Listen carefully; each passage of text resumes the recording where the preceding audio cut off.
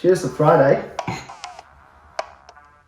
I feel like I'm reaching close. It should be 50-50 in the middle. Bam. There we go. What's the rule for kissing a girl on the first 90-10 date? from Hitch. 90-10. Is it 90-10 or 70-30? 100% it's 90-10. Okay, cool. I'll go with that. But yeah, from Hitch. For me and you, that's 50-50. We're not kissing. No, not yet. Alright, welcome back. Another episode of Murph and Mitise show. In this next song, you must march around the room. Here we go. I know what the f I'm doing. Just sit down in the chair. I'm still fascinated by all this. So this is our second episode with the professional microphones.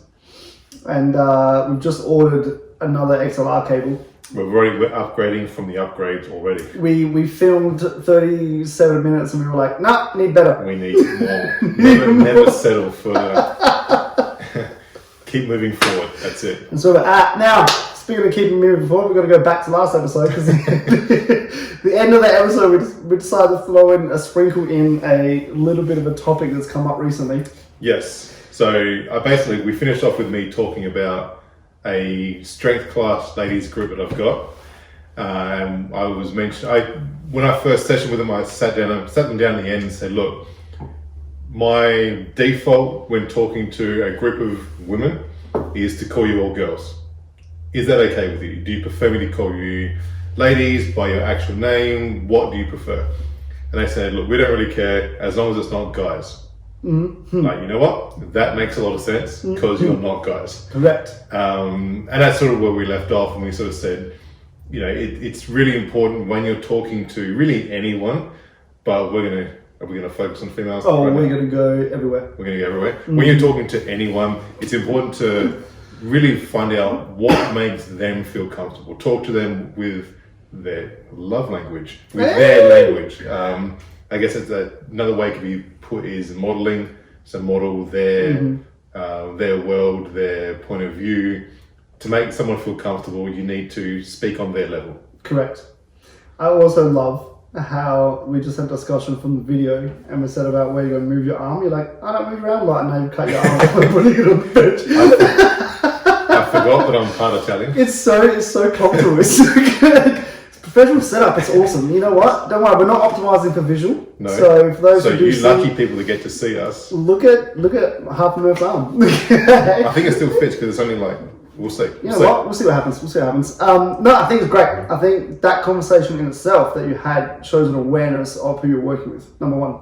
That's the big word there. It's just an awareness of who you're working with and the type of people, the demographic you're with. And who you're communicating. Remember, not necessarily who you're working with as well. Just who you're communicating with. What you're communicating. Because I wouldn't do the same thing that to them come home and speak to my partner. I wouldn't speak the same way. Correct. And then to my best mates, and then and then between you and I, we speak differently to the way I speak with my partner, to the way I speak with my best mates, to the way I speak with my clients individually. Yeah.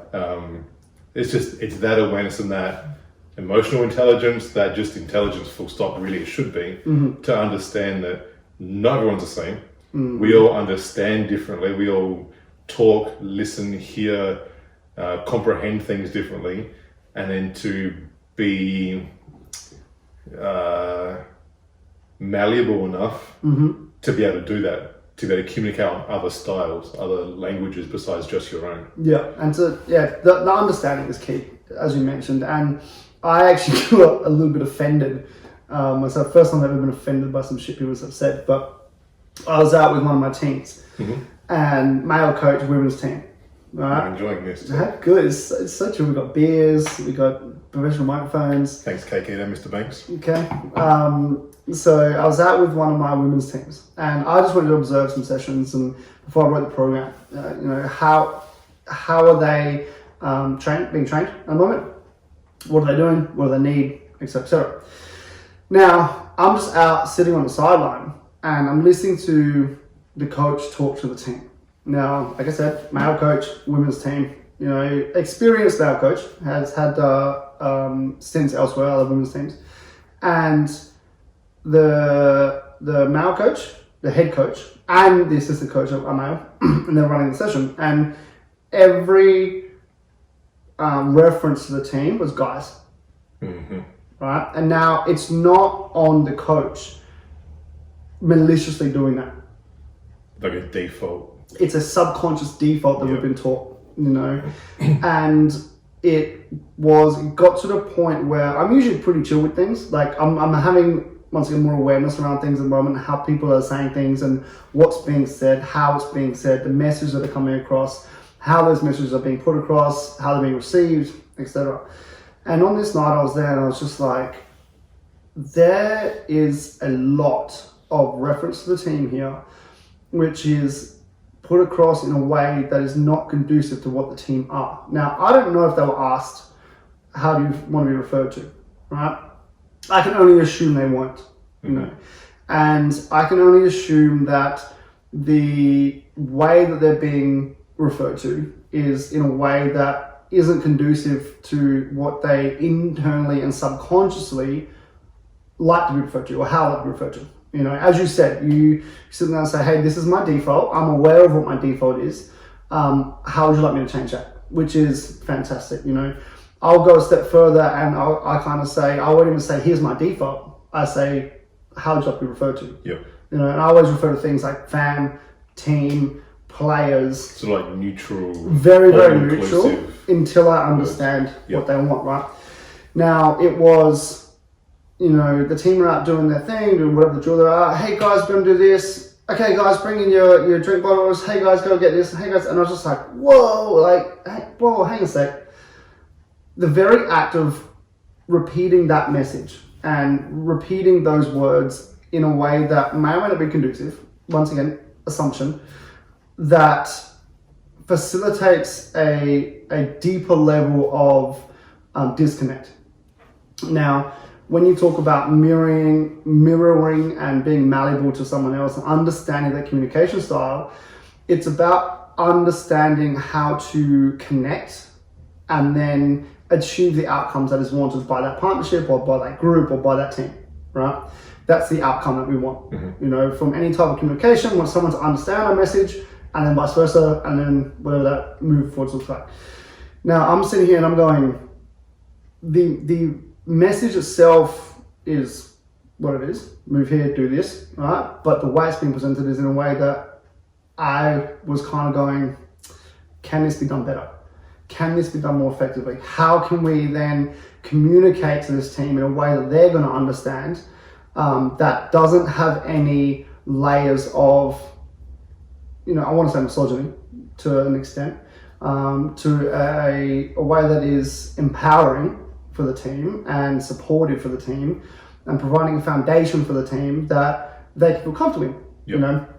And whether it is girls or ladies or whatever collective they like to be referred to, as a team they like to be referred to, then we can do that. You know, that's cool.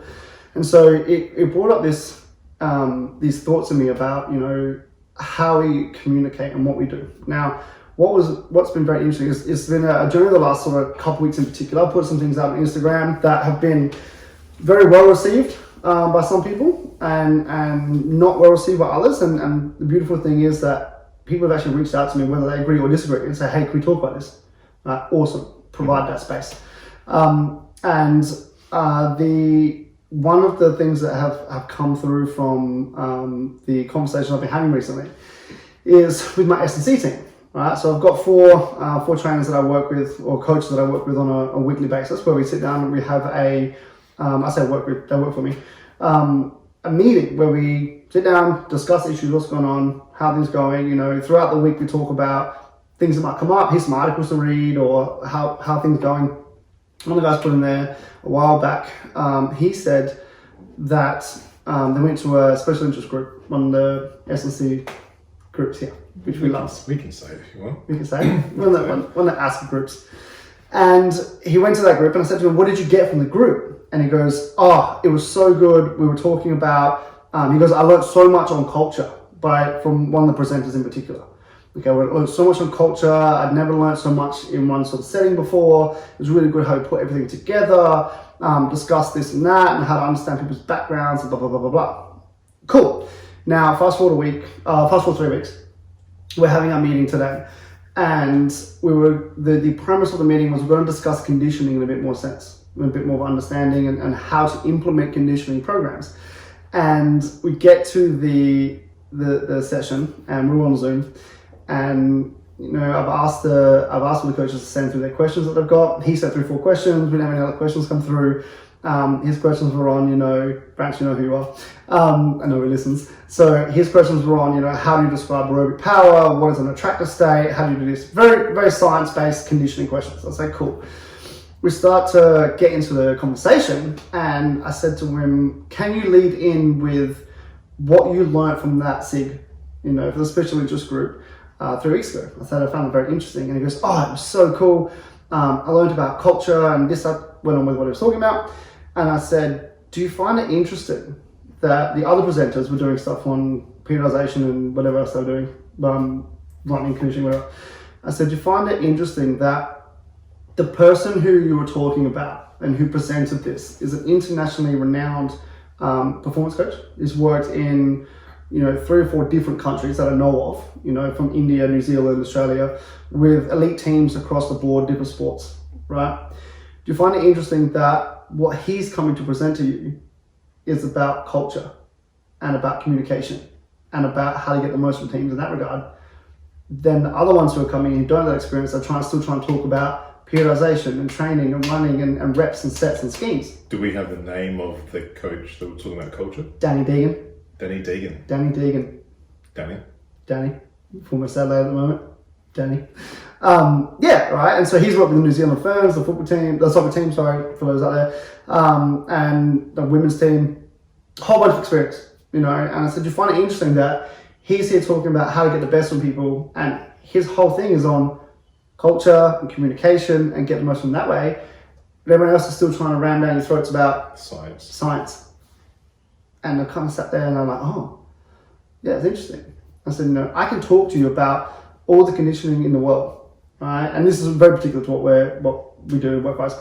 I said, I can talk to you about all the conditioning in the world, but the art of communicating that to your people in front of you is not going to be in the reps and sets and tempos and times that you're putting out there. The art is in communicating that effectively. Is that a little plug for Bart there? Bartholomew? Not really. No, The Art of Coaching? No, not really. Not plug. Okay. I've got 3 chapters into that book. You know this. You know this. Like, I love the idea of it. Yeah. I love the idea that, this is what I said to the coaches today. I said that the shift that is occurring at the moment seems to be this big brain snap from people. Oh my God, if we can communicate effectively. Wait. I'm not dealing with just athletes, but they're humans. Yeah. They're not robots. We're going to bring out our Drake. Drake meme is coming back, but there's on the visuals, and I said, you find that interesting, that's what they're talking about, and the elite coaches and those who are doing the best what they can do, and not just coaches, it's across the board, communicators. Anyone who talks to someone. Anyone who talks to someone and gets what they want, and then the partnership increases in return, right, is able to communicate effectively. And as I've discussed and we've discussed many times, it's in the details of what you're saying. Your subconscious patterns take you in a way of communication. You will naturally talk a certain way. Explain. I've got something in my head. Uh-huh. I want to hear out of your head first. Explain what do you mean by the details of how you're saying what you're saying. Okay, cool. So if I'm having a communication, If having a communication, which is great communication. If I'm having a conversation with you about something and I want to convey a message of any sort, it is going to be in my best interest understand your background, understand your thoughts, understand your ideas, and understand what you understand about what I'm about to present to you before I then say what I need to say or communicate what I need to say, because then I can adapt my message to your understanding. Now, when I talk about the details, the specific example I gave my coaches today was when a head coach for one of the teams that we work with said to one of the coaches about, essentially went up to him and said, hey, what do you got planned for tonight's session? Coach said, I want to do some sprints, we're going to do some repetitive sprint work, whatever. Cool, awesome. I said, what did you do? Coach goes, cool, I adapted what I did or I had planned at the start, and then we did some longer stuff not some sprint stuff, okay, to accommodate for the load itself. I said, that sounds like a great idea, you did the right thing. So, but did you think about asking the coach, what does he mean by sprinting? No, because he's not an S&C. We know what that means. Yeah. You know, does he mean 400 meter repeaters with a 15-second rest in between? Because to me, that's not sprinting. But he might think that's sprinting. Yep. So we need to understand a little bit more around the nuance of what his understanding is to then adapt our outcome, you know, in that specific instance. And obviously there's a lot more that can go into that specific example. But if I can understand that your background is, you know, very male dominant background, you've had a very religious upbringing, this isn't you, but like very religious upbringing, male dominant background, and that you don't really have any female influences, your ideas on things might be a little bit different to the way I think. If I've had a very non-religious background and I'm surrounded by women all the time, I have multiple sisters and a strong female, like a strong mother figure and aunties and whatnot, my understanding of that, of a situation is going to be very different. Yep. You know, and so then I can try and adapt what I'm saying to you to resonate with and work with your ideas on things. You know, it's not to say we have to have different ideas. We're talking about communicating, you know, actually having a conversation. So I need to understand where you're at and what your background is over and above just trying to force a message down your throat. And that's what I mean by the details. You know, the understanding the details of what comes into communication, understanding the details of how we work with people, and the details being what words we use. Are we conscious of how we talk? That then conveys a message to someone. You know, if I was working with a team, here's a good one. I just realized that then, if I was working with my Blue Eagles team, right, 17 to 26-year-old guys, and I went out there, and every time I referred to them as girls.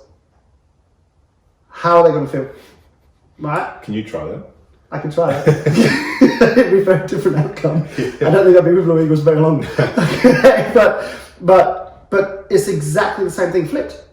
You know, if I'm out with a women's team and a female team, right, also same team, if I'm out with a female team and I keep referring to them as guys, you know, that's socially acceptable, but it's not socially acceptable the other way because of other connotations. Yep. Now we've got to understand, okay, hang a sec, do we want a future where the girls can understand that they're going to get equality, or they're going to be treated as what they want to be treated as, and supported in what they want to be supported as, talk to you how they want to be talked to, you know, communicate to you how they want to be communicated to, and then extrapolate it out to the next levels of, you know, the systems and the support and the structures and the administration. Everything gets around the support. It's not just about what we're providing in regards to, you know, the work itself.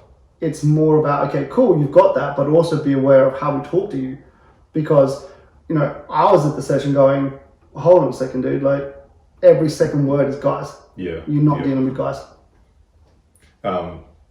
So that wasn't what I was thinking, but it's definitely 100% valid, and I love it, and good job. Thank you. I'm having a drink now. You talk. In my head, it was more, which I guess it'll be even more detailed and more subconscious, unconscious, the way you actually deliver what you're saying. So,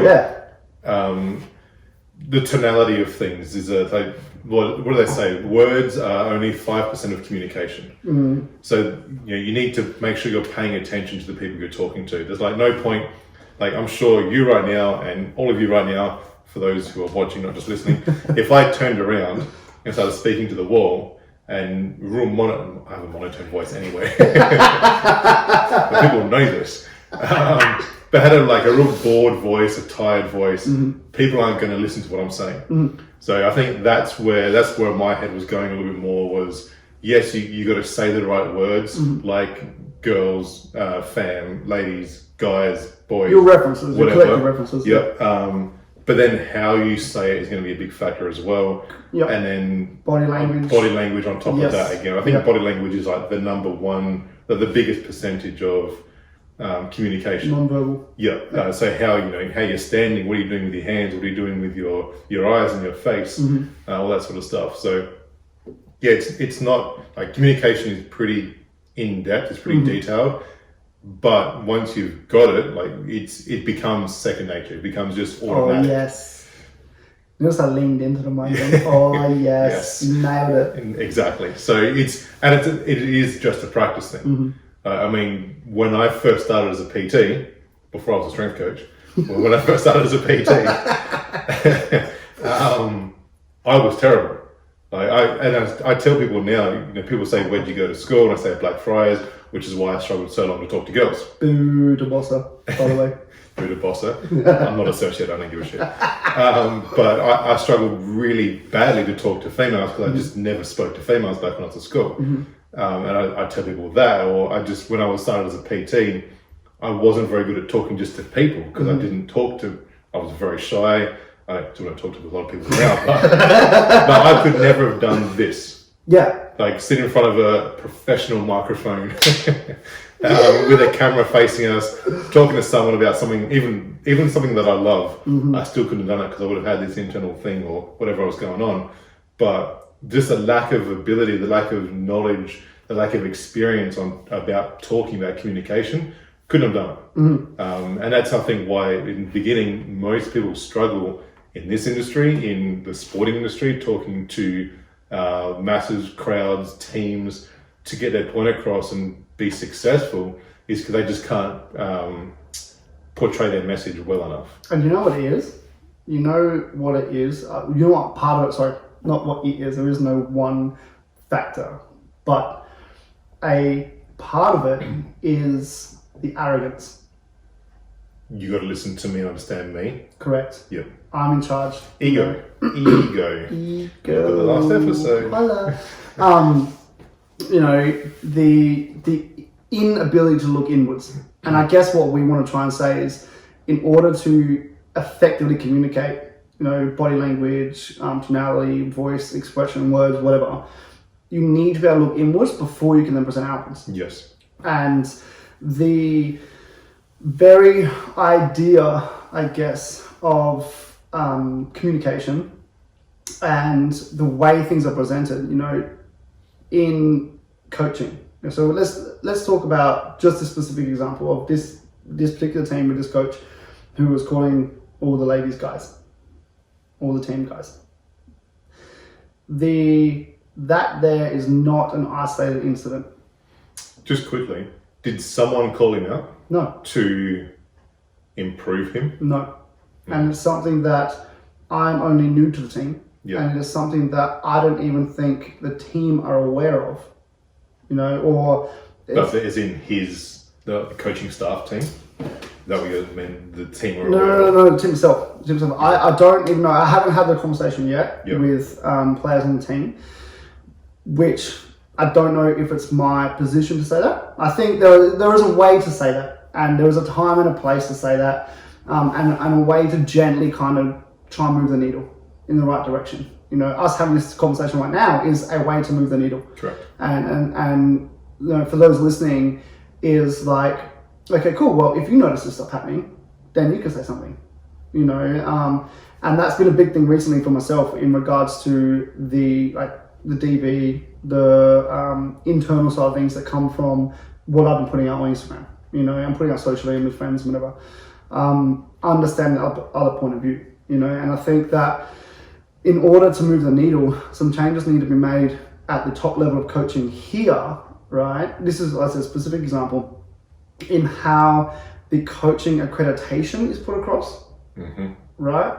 In regards to the visual side of things, and then also in regards to the coaching side of things. As in, if I'm going to a coaching course to be a sports coach, and we're not talking about S&C, we're talking about a sports coach, and I want to go and get my C license, B license, A license, each license allows me to train a different level of team. If I want to go and get that, and then I'm in a room and there's 27 other dudes and one female coach, right? And then the slides that I'm viewing are based around, the imagery might be male footballers, but I'm getting accredited for females and males. All of a sudden there's an issue, there's a bias that comes into that. Then when I'm doing my coaching, if the coaches that are, or the facilitators that are facilitating that session or facilitating that course are unaware of their biases and when they're with their coaching staff, because you've got 27 other guys and one girl, and you refer them, hey guys, come on in, right? Subconscious, unconscious, but ineffective, right? And so I think it needs to be put out there that when you do start to hear these things, start to think about things, and you start to actually become aware of the sayings, and you're aware of the communication, and aware that, you know, okay, well, maybe you're not communicating to males, maybe you are communicating to females, and they have different inputs that they refer best to, or vice versa. You know, you're not coaching females anymore, you are coaching males, so you have to kind of change your attitude and the way you want to go about things. Young and old. Old, you know, different cultural backgrounds is huge, and we discussed this today in our meeting. You know, Branson was talking about what Danny was talking about in regards to cultural backgrounds. He's worked in India, he's worked in New Zealand, he's worked in Australia. You know, there are very different cultural backgrounds, and there are very different cultural ideas within those structures themselves. And as you mentioned, you know, Branson alluded to one of our episodes, you talked about bringing in import players for the Sixers, and their cultural backgrounds are different. Yep. And we discussed that, you know, Murph does his best and did his best, and I'm sure every S&C performance coach at an elite level with players that are coming in from overseas and trying to sort of ingratiate them into the team, do their best. But are you aware? You know, are you aware of the background? Are you aware of the cultural influence? Are you aware of the subliminal issues that might be occurring, or the unconscious issues that might be coming up in regards to, you know, for in your example, like, you know, white coach, like black staff, you know, or black players, you know, or with Danny being in New Zealand, you know, you've got Australian or English lead, and then you've got like Māori background. You know, do you understand the cultural side of things as well? So you can't also, you got to break down further. You can't just go male, female, young, old. You go, okay, cultural background, religious background. You know, do I need to, or how can I then get an understanding of what they're doing and what their background is and what their ideas are, so we can communicate more effectively? And that's asking that question. I think that's exactly it right there. It's like when I did have, I was with the Six and had the imports in, the best thing I could do was just talk to them. And like surprising that. Yeah, right. They make the effort to, if they're on the table while I'm strapping, have a conversation. There's a perfect opportunity, because it's normally just me and him. I sit down, we have a conversation. Or like when Childress came into the team a little bit later in the season. Yep. What are you up to? Because I knew his family wasn't there with him.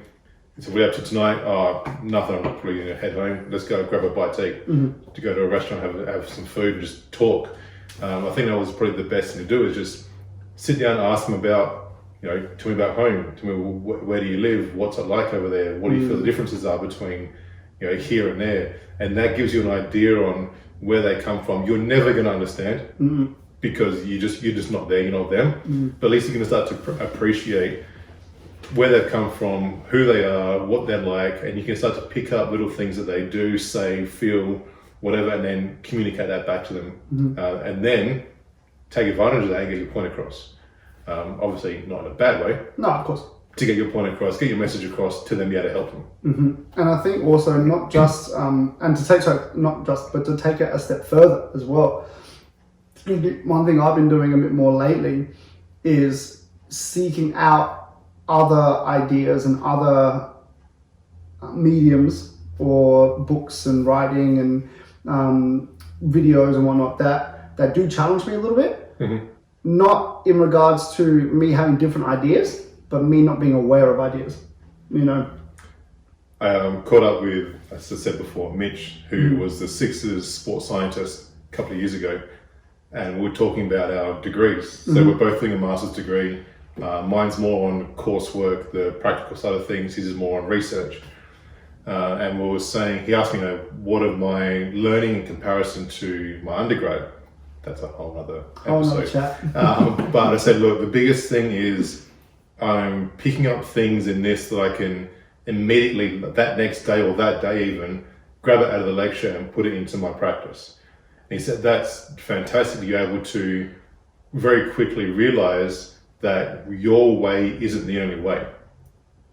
You know, it's just because, and you're not stubborn, and you're not egotistical enough to go, no, that's not for me. You actually grab it and then go, let's give it a go, see what happens. It may work, it may not work, but you're good enough to be able to say, let's just give it a go. Let's have an open mind to everything.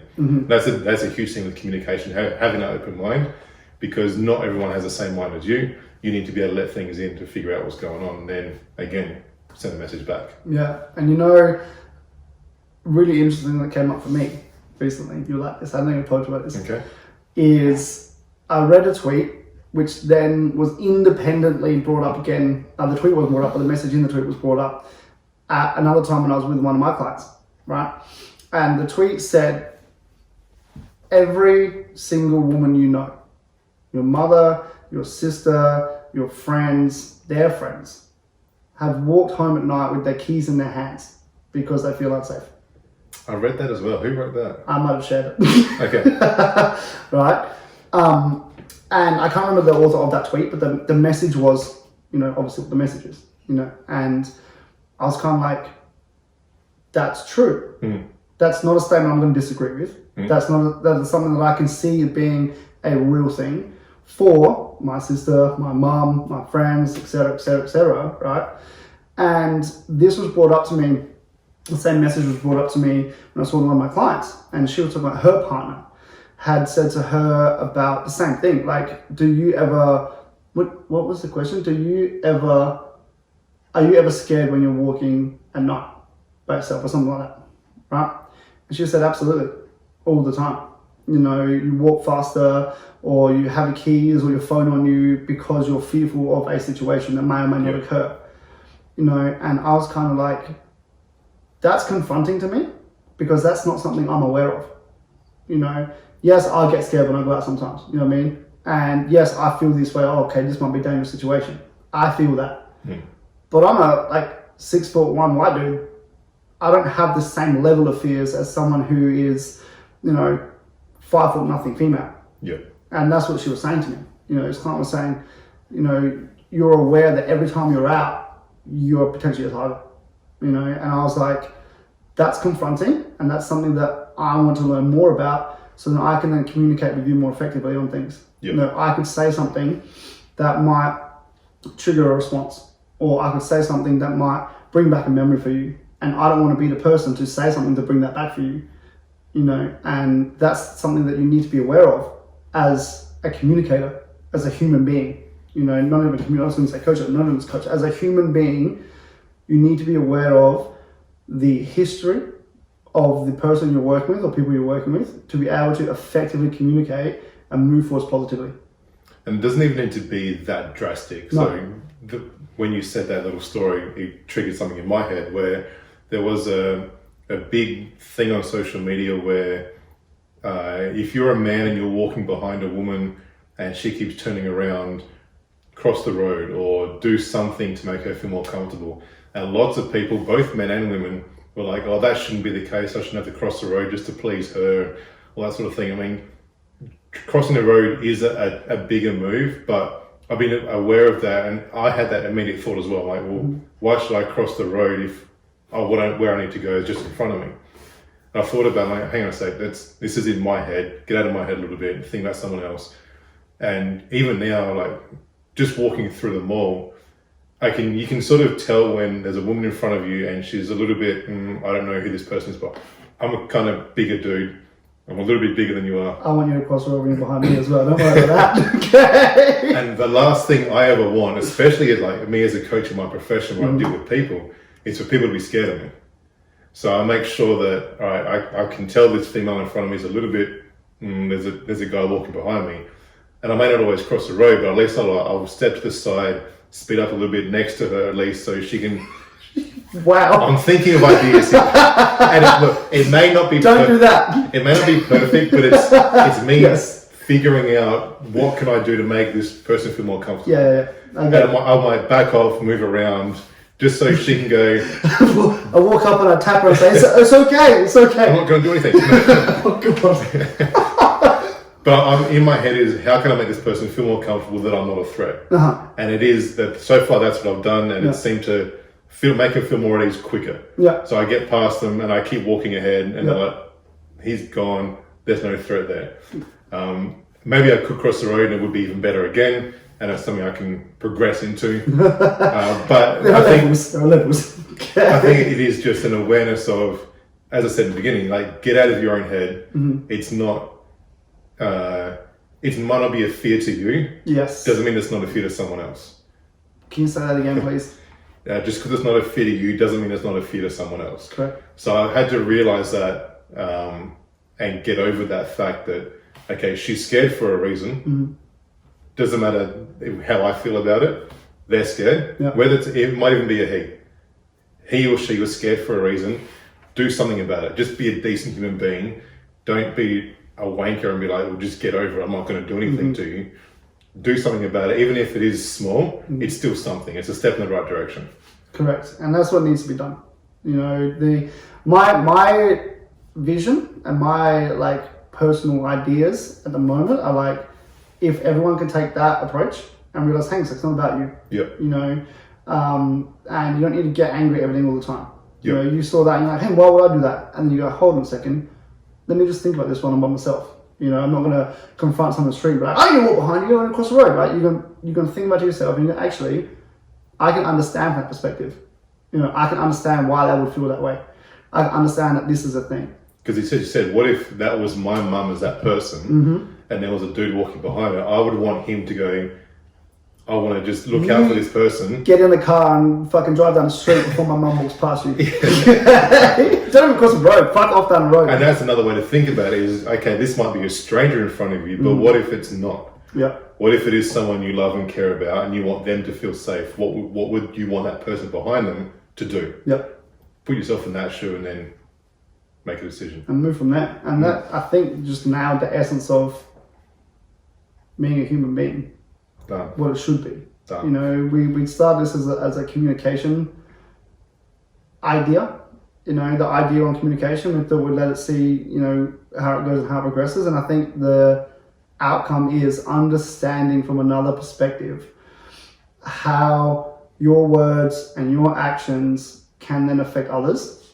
And if everybody did that, and if we can help one person, right, or if we can not even help, if we can provide an idea for one person, they can then take that idea and then help one person get another idea, and then it moves from there. That Progressive. ripple effect. That ripple effect, right? It's progressive. And I think that's mad. You know, we sat down to be like, let's talk about communication. We've got almost 40 minutes out of this. Boom. So we hope you enjoyed it, listening and watching. I'm going to refer to more listeners now because that's what we're going to optimize for. That's pretty much what we're doing right now, yeah. Yeah. So thank you. And if you do get something, you know, please forward our stuff on as well. We definitely are doing this for a reason. Like you said before, someone asked you why you do this. You know, and for me, it's about being able to express myself in a way with someone I'm comfortable with. We got to talk about things that we can put out there, people can listen to, and they can either like it, they can dislike it, they can be indifferent to it, but they can still understand it. Yep. You know, it's not necessarily a conversation that we have to have. You know, I've just started an email list, right? As part of that, I've said, look, I'm not going to get to a back and forth with you. I'm not going to have an email back and forth, a text message conversation. If you want to leave feedback and provide me your ideas so I can then think about things a bit more, here's a form. You know, here's a Google form, go on that. You know, and it's that sharing of ideas. And I think these professional microphones are doing some things for us. I like it. I like it. You do like it. I love it. I love it. I like the fact I can see my waves. I like seeing my waves and modify my waves. Now it is the Murph and Mitise show. Not just the Mitise show. And it comes in. On that note, guys, we hope you enjoyed another episode of the Murph and Mitise show. And we'll be back very soon with some more professional sounding quality in the audio. And some more topics. I'm not sure what we're going to, but we'll find something. Till next time. Goodbye. Bye.